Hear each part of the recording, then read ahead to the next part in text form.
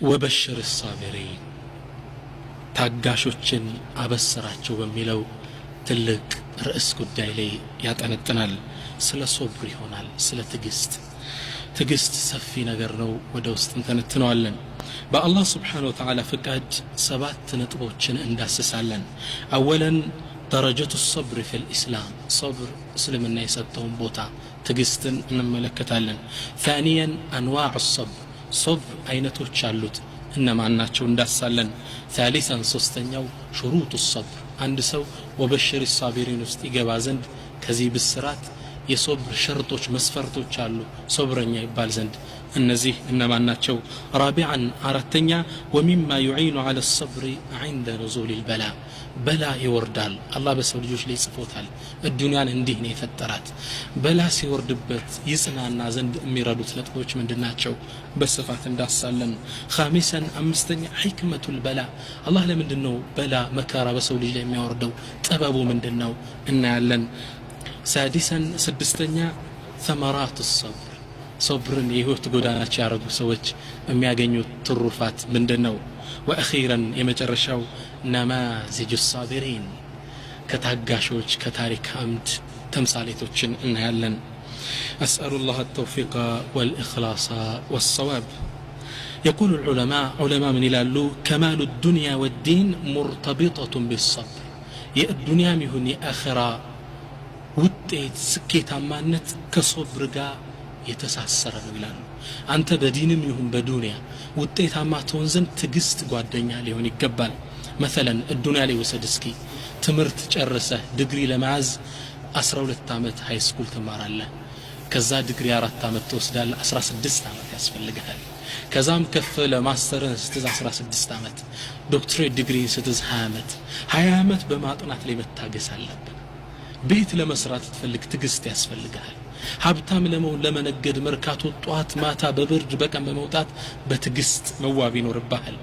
الدنيان እንኳን ውጤታማ ለማድረግ اما في الدين ዲንም ልክ እንደዛው ሶላት ለመስገድ ሶብር ያስፈልጋል።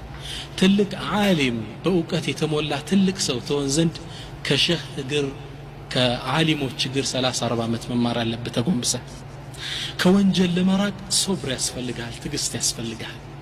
አሁን ወጣት እኮ ዚና የሚሰራው ኒካህ እስኪያረግ ድረስ ሶብር አጥቶ ليس كذلك ሶብር ሙሉ ህይወታችን የሚዳስ ጉዳይ ነው። علاقة الزوجية يبالنا ميست تسسر يتدار هيوت بصبر يتمولا كالهنا وطيتها ما دلم. يقول العلماء من الالو فالعلاقات الزوجية لا تستقم ولا تستقر إلا بأن يكون الزوجان يصبر كل منهما على صاحبه يتدار هيوتكو زلك إتانة ينورو ባል ከሚስቱ ላይ በሚያው ስተት ቢታገስ እንጂ ሚስትም እንደዛው ባሏ የሚያስከፋት ነገር ይሰራል፣ እሱም ከባለቤቱ ይሄን ያገኛል። በትግስት እየተቻቻሉ መሄድ አለባቸው። ሶብር ሙሉ ህይወታችን የሚቃኝ ርዕስ ነው። والأقارب مع الأقارب የቤተ ዘመድ ትስስር ትግስት ያስፈልገዋል። የሚያስከፋ ነገር ከቅርቤት ዘመድ ይደርስብሃል፣ በትግስት ካልሆነ ልታልፈው አትችልም። አለ ቤተ ዘመድናን ትቆርጠዋለህ። والجيران مع الجيران የጎረቤት ትስስር በትግስት መሞላት አለበት። ከጎረቤት በኩል የሚመጣበት ችግሮች፣ አንዳንድ ትችቶች፣ ስድቦች፣ የተለያዩ አንተን ሊያስቀየም የሚችሉ ነገሮች አሉ። ይህን ታግሰህ ነው ከነሱ ጋር መኖር የምትችለው።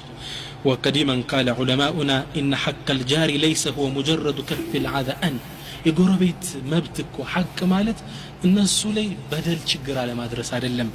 بل احتمال الأذى من والصبر عليه እነሱ የሚያደርሱብህን ጥቃት ችግር መታገስ ነው። የነሱን አዛ የነሱን አንዳንድ ነገር ተሸክመ መኖር መቻል አለብህ። ትግስት ያስፈልጋል ከነሱ ጋር ለመኖር። በአጠቃላይ ኢደን الصبر قانون قامت عليه السماوات والمخلوقات صبر ተፈጥሮበት ስራ።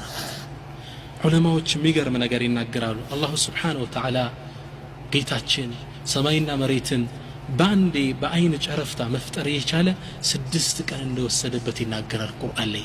إن ربكم الله الذي خلق السماوات والأرض في 6 أيام በ6 ቀን የፈጠርኩት ይላል። ይሄን ለምን አደረገ ይላሉ ዑለሞች። አላህ Subhanahu Wa Ta'ala በሁሉም ነገር ቻይ ነው። ሁን ማለት ብቻ ነው የሆነ ነገር እንዲሆን ሲፈልግ ሆኖ ይገኛል። إنما أمره إذا أراد شيئا أن يقول له كن فيكون